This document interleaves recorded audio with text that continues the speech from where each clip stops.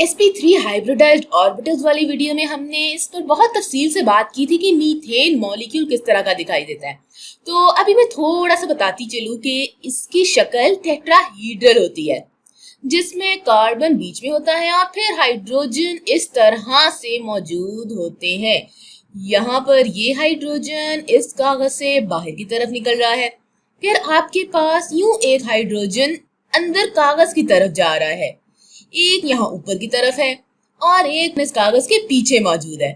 आप इसे ट्राइपॉड की शक्ल का तस्वीर कर सकते हैं, जिसमें ऊपर से यूं एक पोल निकल रहा हो, या अगर आप इसे किसी और शक्ल का तस्वीर करना चाहें तो इन हाइड्रोजन को आपस में मिला दें तो ये एक पिरामिड की शक्ल जैसा दिखाई देगा, जिसकी हर साइड में एक ट्रायंगल हो।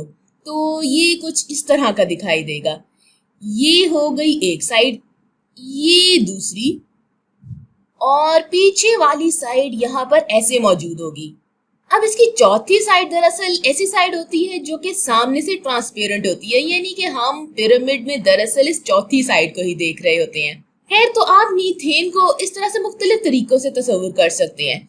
चलिए थोड़े और मुश्किल मॉलिक्यूल की तरफ चलते हैं, यानी कि ईथेन पर। तो ईथेन को अब तक हम इसी तरह बनाते आए हैं और मेरे ख्याल में इसे बनाने का सबसे आसान तरीका भी यही है। तो ईथेन में आपके पास एक कार्बन यहाँ पर है, एक कार्बन यहाँ पर, और फिर हर कार्बन के साथ 3 हाइड्रोजन जुड़े हुए हैं। तो ये मैंने यहाँ पर ये ईथेन का मॉलिक्यूल बनाया है। लेकिन अब हम जानते हैं कि कार्बन के पास 3 sp3 हाइब्रिडाइज्ड ऑर्बिटल्स होते हैं, तो ये जब भी बॉन्ड बनाता है तो ये टेट्राहीड्रल शक्ल अख्तियार करता है। तो इसलिए ईथेन मॉलिक्यूल कुछ इस तरह का दिखाई देगा। अगर ये एक कार्बन है और ये दूसरा कार्बन, तो आप तस्वीर कर सकते हैं कि यहाँ पर एक कार्बन ऐसा होगा, फिर दूसरा कार्बन इस तरह से दिखाई देगा, और ये मैंने इन दोनों के मौजूद दरमियान एक बॉन्ड बनाया है। अब हम यहाँ चाहते हैं कि यहाँ मौजूद कार्बन के तमाम बॉन्ड्स टेट्राहीड्रल शक्ल के हों। तो एक हाइड्रोजन ये रहा और दूसरा हाइड्रोजन यहाँ आपके पास ये मौजूद है। ये थोड़ा सा इस तरह कागज से बाहर की तरफ निकल रहा है। मैं हर हाइड्रोजन को मुख्तलिफ रंग से बना रही हूँ ताकि आपको अच्छी तरह से वाज़ेह हो सके कि हम किस हाइड्रोजन की बात कर रहे हैं। फिर यहाँ नीचे की तरफ एक और हाइड्रोजन निकल रहा है जो कि थोड़ा सा पीछे की तरफ जा रहा है। अब आप देख सकते हैं कि इस कार्बन की इसके बॉन्ड की शक्ल टेट्राहीड्रल है, और अगर आप इसके सिर्फ इस वाले हिस्से को देखें तो ये ट्राइपॉड की बेस होगी और ये वाला हिस्सा यूं इसके ऊपर की तरफ निकलेगा। इस वाले कार्बन के लिए भी बिल्कुल ऐसे ही होगा।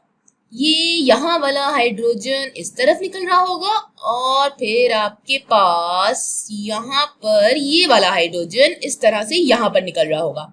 तो ईथेन की मुमकिन कॉन्फ़िगरेशन ये ऐसी ही होती है जिस तरह से मैंने अभी यहाँ बनाई है।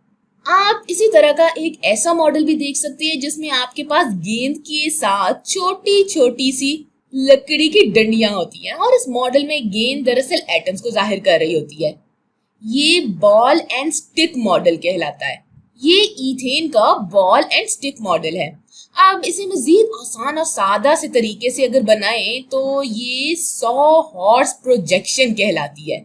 ये कुछ इस तरह का दिखाई देती है। तो ये 100 हॉर्स प्रोजेक्शन है। ये दोनों ही एक जैसी चीजें हैं।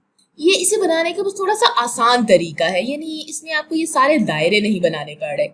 आपको यहाँ एंगल दिखाने का ख्याल रखना नहीं पड़ा कि कैसे ये कार्बन टेट्राहीड्रल शक्ल बना रहा है। लेकिन दोनों तरीकों में ही जब आप मॉलिक्यूल को इस तरह से देखना शुरू करेंगे तो आपको अंदाजा होगा कि ऐसे लातादार तरीके हैं जिससे आप इसे तरतीब दे सकते हैं। ये तमाम चीजें इस बात से मुंसलिक हैं कि यहाँ पर ये सिग्मा बॉन्ड मौजूद है, और हमने sp3 हाइब्रिडाइजेशन और सिग्मा और पाई बॉन्ड वाली वीडियो में देखा था कि हम इन बॉन्ड्स को घुमा सकते हैं या रोटेट कर सकते हैं। इनमें से कोई एक कार्बन इस बॉन्ड की एक्सिस पर घूम सकता है बगैर इस चीज के लाजिम होने के कि दूसरा कार्बन भी इसके साथ घूमे या रोटेट करे। अगर ये डबल बॉन्ड होता ना, यानी कि अगर ये पाई बॉन्ड भी होता इसके साथ, तो इनके लिए एक साथ घूमना लाजमी होता। तो हो सकता है कि कभी आपके पास ऐसी सूरत हाल मौजूद हो जो यहाँ मैंने आपके लिए बनाई, और कभी आपके पास ऐसी सूरत हाल भी हो सकती है जिसमें ये एक दूसरे के गिर्द रोटेट हुए हो। फिर तो यहाँ पर भी मैंने आपको यही सब कुछ समझाना चाहा है। अब मैं यहाँ बॉल और स्टिक मॉडल बना देती हूँ। तो फर्ज करें ये हमारा सामने वाला कार्बन है और ये हमारा पीछे वाला कार्बन है, और अब हम इसका मुआवजा इससे करेंगे। तो मैंने यही वाली चीज यहाँ पर भी बना दी। तो यहाँ इसके पास नीचे एक हाइड्रोजन है, यहाँ ऊपर एक हाइड्रोजन है, और फिर एक हाइड्रोजन यहाँ ऊपर है। तो ये वाला इथेन का हिस्सा बिल्कुल एक जैसा ही दिखाई देगा। अब मैं क्या करूंगी कि मैं चेन के दूसरे हिस्से को पलटा दूंगी, यानी फ्लिप कर दूंगी। मैं चाहती हूँ कि अब आप इसे गौर से देखें ताकि आपको इसके दरमियान फर्क दिखाई दे। तो यहाँ इस इथेन पर नीचे मौजूद इस हाइड्रोजन को मैंने यहाँ ऊपर बना दिया है। मैं सिर्फ इसे यूं इस तरह घुमा रही हूँ या रोटेट करके बना रही हूँ, तो इसलिए ये हाइड्रोजन यहाँ ऊपर आ जाएगा। अब ये यहाँ मौजूद ये वाला हाइड्रोजन यहाँ नीचे आ जाएगा। अब ये हाइड्रोजन बचा है, तो घूमने या रोटेट होने के बाद ये हाइड्रोजन यहाँ पर आ जाएगा। तो अब इस कॉन्फ़िगरेशन और यहाँ मौजूद इस कॉन्फ़िगरेशन में क्या फर्क है, और इसी तरह हमें इन दोनों कॉन्फ़िगरेशन के दरमियान वाली कोई सी भी कॉन्फ़िगरेशन मिल सकती है। तो अब इन दोनों में असल फर्क क्या है? तो अगर आप यहाँ इस सेंस से देखें तो ये हाइड्रोजन बिल्कुल इस हाइड्रोजन के पीछे है ना, ये हाइड्रोजन बिल्कुल इस हाइड्रोजन के पीछे है। ऐसी कॉन्फ़िगरेशन एक्लिप्स्ड कॉन्फ़िगरेशन या एक्लिप्स्ड कॉन्फर्मेशन कहलाती है। और यहाँ अगर हम देखें तो इसके पीछे कुछ नहीं है।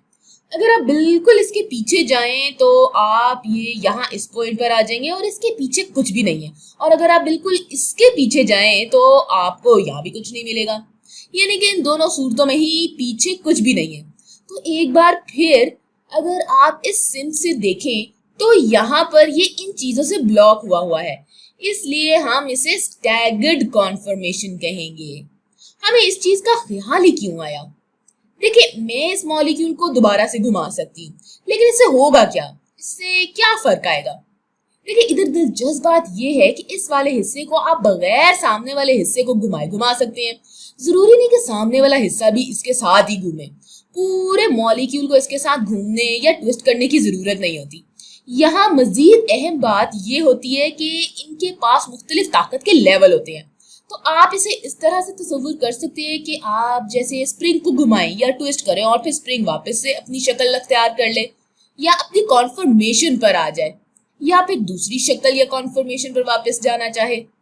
इसे मजीद अच्छे तरीके से देखने के लिए मैं यहाँ पर न्यूमैन प्रोजेक्शन बना देती हूँ।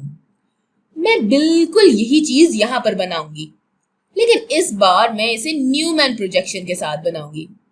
आप इधर कार्बन मॉलिक्यूल्स बिल्कुल सामने बना देंगे, या फिर बल्कि ये कह लें कि एक दूसरे के पीछे। इस सूरत में आप कार्बन सामने बनाएंगे इन बॉन्ड्स की इंटरसेक्शन पर। तो न्यूमैन प्रोजेक्शन के लिए, अच्छा मैं पहले स्टैगर्ड कॉन्फर्मेशन के लिए न्यूमैन प्रोजेक्शन से शुरू करती हूँ। तो हम इस वाले कार्बन को सामने वाले कार्बन के तौर पर लेंगे।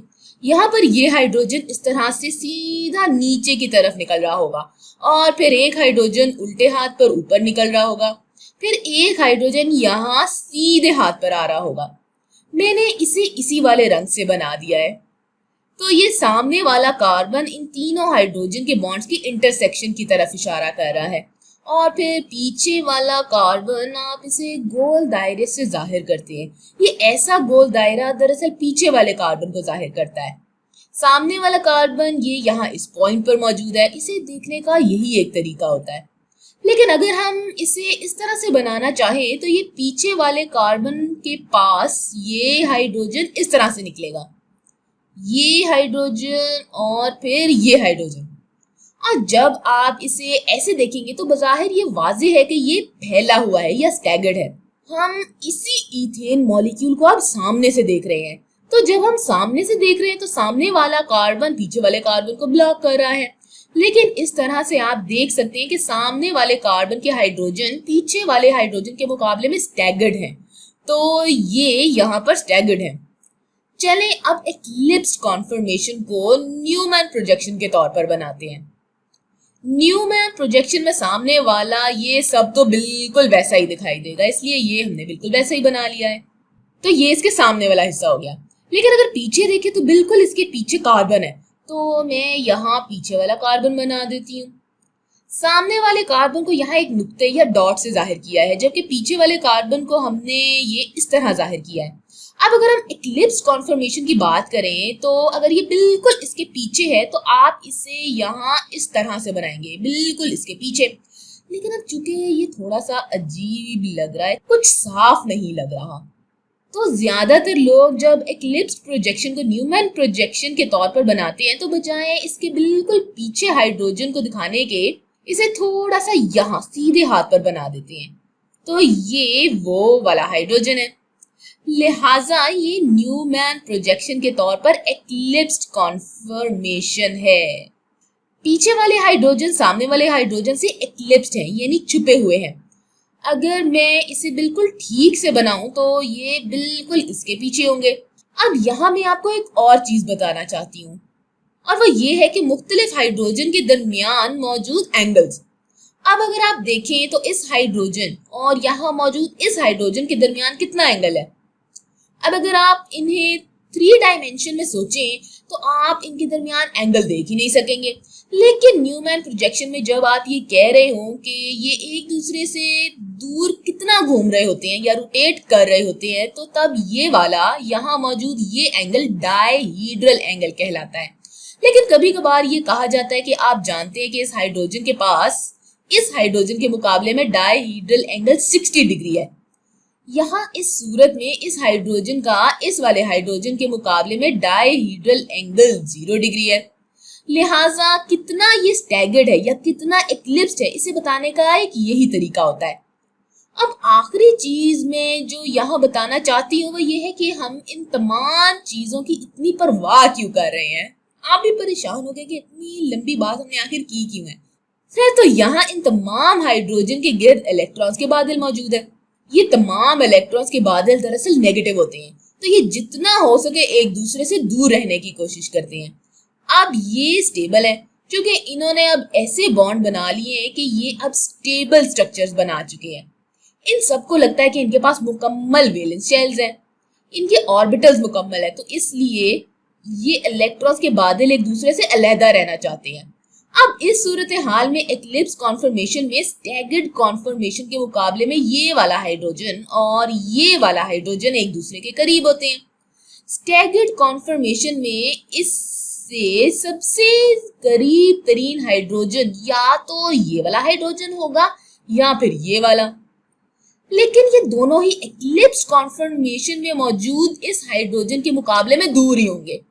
तो आम तौर पर स्टैगर्ड कॉन्फर्मेशन ज्यादा स्टेबल होती है, इसकी पोटेंशियल एनर्जी भी कम होती है।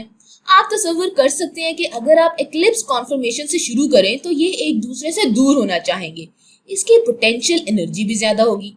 तो ये यूं खुलकर या अनवाइंड होकर स्टैगर्ड कॉन्फर्मेशन में जाना चाहेंगे, क्योंकि इस कॉन्फर्मेशन में तमाम हाइड्रोजन एक दूसरे से दूर दूर होते हैं।